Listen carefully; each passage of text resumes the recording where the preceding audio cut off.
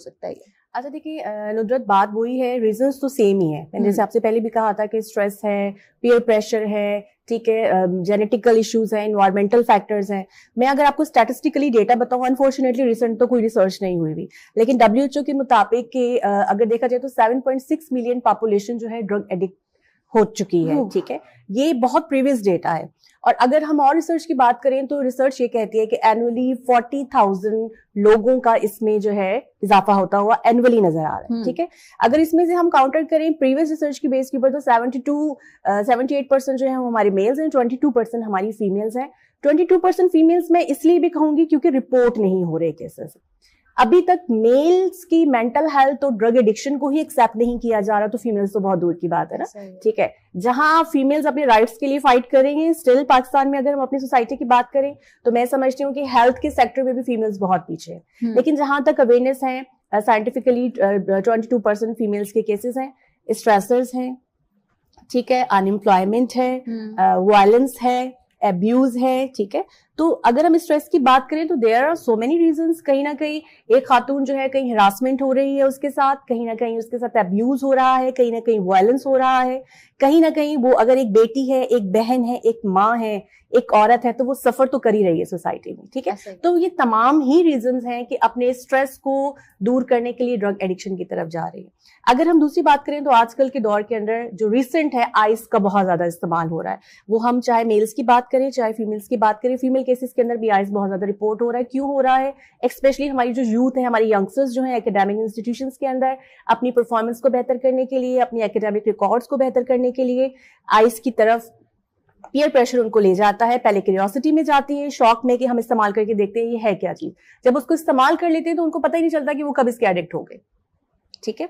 तो अनफॉर्चुनेटली इस प्लेटफॉर्म से मैं जरूर ये मैसेज देना चाहूंगी, चाहे मेल्स हैं चाहे फीमेल्स हैं, अगर खुदा ना खास्ता ड्रग एडिक्शन की तरफ चले गए हैं तो जरूर इलाज की तरफ जरूर जाए, ठीक है। एक लेबल तो लग गया ड्रग एडिक्शन है, लेकिन लोग अप्रोच नहीं करते। खासतौर पे फीमेल्स के केसेस के अंदर तो बहुत ज्यादा लेकनेस है, बहुत ज्यादा अवेयरनेस देने की जरूरत है सोसाइटी में कि इन चीजों को आम किया जाए, मेंटल हेल्थ को आम किया जाए। Drug addiction is a chronic disease, it's a brain disease. इस चीज को एक्सेप्ट करते हुए अवेयरनेस हर लेवल पे देनी चाहिए। आपने सोल्यूशंस की बात की तो सबसे इंपॉर्टेंट चीज सोल्यूशन की अगर मैं आपसे नुजरत कहूं तो हमें प्रिवेंटिव मेजर्स की तरफ जाना है, ठीक है।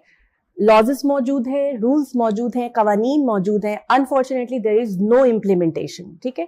सोसाइटी को मैं अकेले नहीं बदल सकती, हम इंडिविजुअली नहीं बदल सकते। सोसाइटी को लेकर चलने के लिए, इसके रूल्स को लेके चलने के लिए, इसमें चेंज लाने के लिए हर किसी का रोल है। चाहे हम स्टेट की बात करें, स्टेट का बहुत इंपॉर्टेंट रोल है, ठीक है। एंटी ड्रग सोसाइटी बनाई जाए, एंटी नार्कोटिक फोर्स जरूर इसकी एलिमिनेशन और खात्मे के लिए काम जरूर कर रही है, लेकिन इम्प्लीमेंटेशन नहीं, ठीक है। इम्प्लीमेंटेशन को अगर बेहतर कर दिया जाए तो मैं समझती हूँ कि जब ड्रग्स अवेलेबल नहीं होगी तो इतनी नस्लें, इतने लोग, इतनी जो ये अवेलेबिलिटी है इतनी ज्यादा आम नहीं होगी, इतने केसेस रिपोर्ट नहीं होंगे, हम ड्रग फ्री सोसाइटी कर सकते हैं।